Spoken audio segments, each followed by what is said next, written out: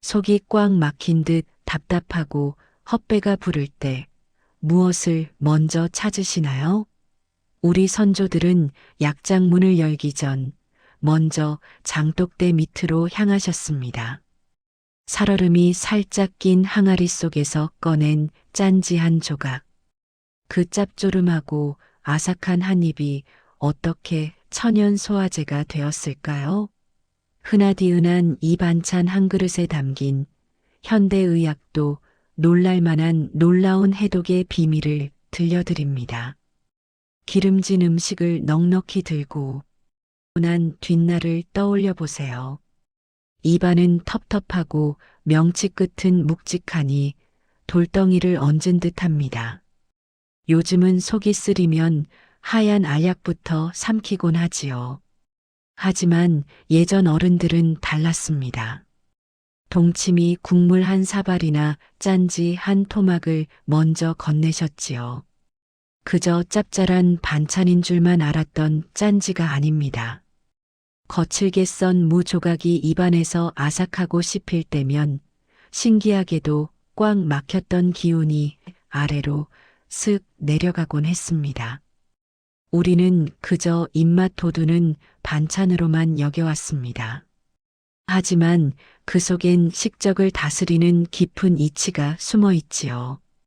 전문가의 처방을 대신할 수는 없으나 선조들의 지혜를 나눕니다. 도감 속에 숨겨진 천연 소화제의 비밀을 하나씩 펼쳐보겠습니다. 옛 도감을 펼쳐보면 짠지를 단순한 저장식품이라 하지 않았습니다.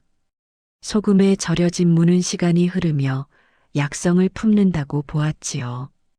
어른들은 짠지를 가리켜 속을 씻어내는 비질꾼이라 불렀습니다. 겨우내 장독 속에서 찬 기운을 견디며 발효된 무는 우리 몸의 독소를 베어내고 기운을 순환시킨다 믿었기 때문입니다. 실제로 예전 마을 어르신들은 체기가 가시지 않을 때면 짠지를 얇게 저며 우린 물을 보약처럼 마시곤 하셨지요. 그것은 단순히 짜고 매콤한 맛 때문이 아니었습니다. 오랜 시간 소금과 무가 만나 빚어낸 미생물의 조화였지요. 선조들은 현미경 없이도 발효의 놀라운 힘을 이미 알고 계셨습니다. 짠지 한 조각에 담긴 억척스러운 생명력이 곧 우리 몸을 살리는 가장 귀한 걸음이 되었던 것입니다. 선조들이 짠지를 단순한 반찬 그 이상으로 여긴 데에는 세 가지 이치가 있습니다. 첫째는 숙성된 발효의 힘입니다. 소금물 속에서 긴 겨울을 보낸 무는 생무일 때보다 훨씬 순해집니다. 이 과정에서 생겨난 깊은 맛은 위장의 기운을 돋우지요. 지친 위장이 다시 힘차게 움직일 수 있도록 부드러운 박차를 가해줍니다. 둘째는 노폐물을 씻어내는 청소부 역할입니다.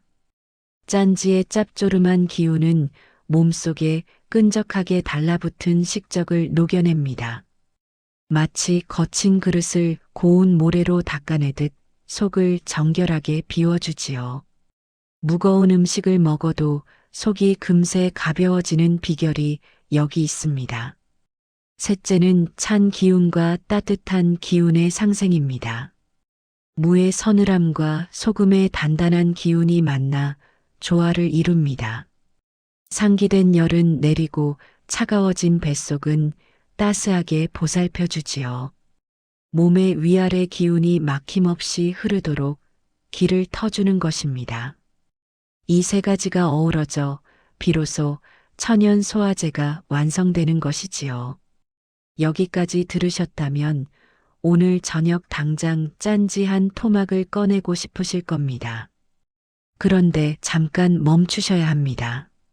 짠지가 몸에 좋다고 해서 무턱대고 많이 드시면 오히려 독이 될 수 있습니다.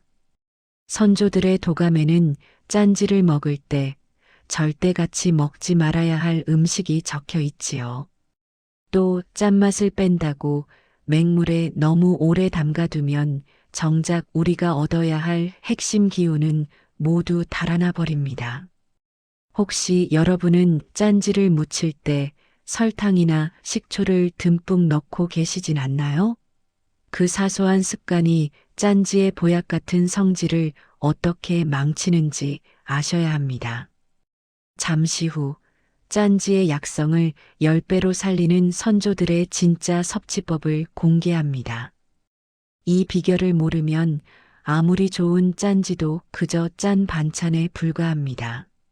선조들이 짠지를 약처럼 쓰실 때는 법도가 있었습니다. 짠지를 항아리에서 꺼내면 먼저 흐르는 물에 가볍게 헹구세요. 너무 오래 담가두면 소중한 발효의 기운이 물로 다 빠져나갑니다. 물을 써실 때는 종이장처럼 얇게 저미는 것이 좋습니다.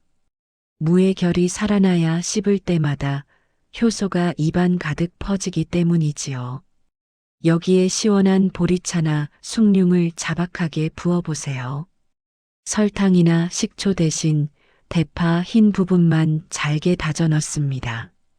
대파의 알싸함이 짠지의 차가운 기운을 따뜻하게 안아줍니다. 식은 숭늉이 입안에서 미지근해질 즈음 천천히 씹어 넘기세요. 아침 안개가 조금 옅어질 무렵 어른들이 빈속에 이 물 한 잔으로 속을 달래던 이유를 알게 되실 겁니다. 혹시 속이 유독 묵직할 때는 짠지를 가볍게 쪄서 드셔보세요. 어른손으로 가볍게 한 웅큼 쥐어 밥솥에 살짝 찌면 무의 섬유질이 솜털처럼 부드러워져 위장을 편안하게 어루만집니다. 매일 한 토막의 지혜가 여러분의 속을 비단길처럼 닦아줄 것입니다. 오늘 함께 살펴본 짠지 한 토막의 이치 어떠셨습니까? 나트륨 덩어리라며 멀리했던 그 짭짤한 맛 속에 막힌 속을 뚫어주던 선조들의 깊은 속정이 담겨 있었습니다. 세상이 변해 좋은 약은 지천에 널렸지만 몸을 순하게 보살피는 정성은 예나 지금이나 귀한 법입니다. 전문가의 처방을 대신할 수는 없으나 선조들의 마음을 전해드렸습니다. 오늘 저녁 장독 깊은 곳에 잠들어 있던 짠지를 깨워보시는 건 어떨까요? 여러분 댁에선 짠지를 어떻게 무쳐 드시는지도 궁금합니다. 어릴 적 어머니가 숭늉에 띄워주던 짠지의 추억이 있다면 들려주세요. 그 따뜻한 댓글이 옛 건강도감을 밝히는 소중한 등불이 됩니다. 다음 시간에는 고기보다 좋다는 두부 하지만 잘못 먹으면 독이 되는 두부 섭취의 비법을 들고 오겠습니다.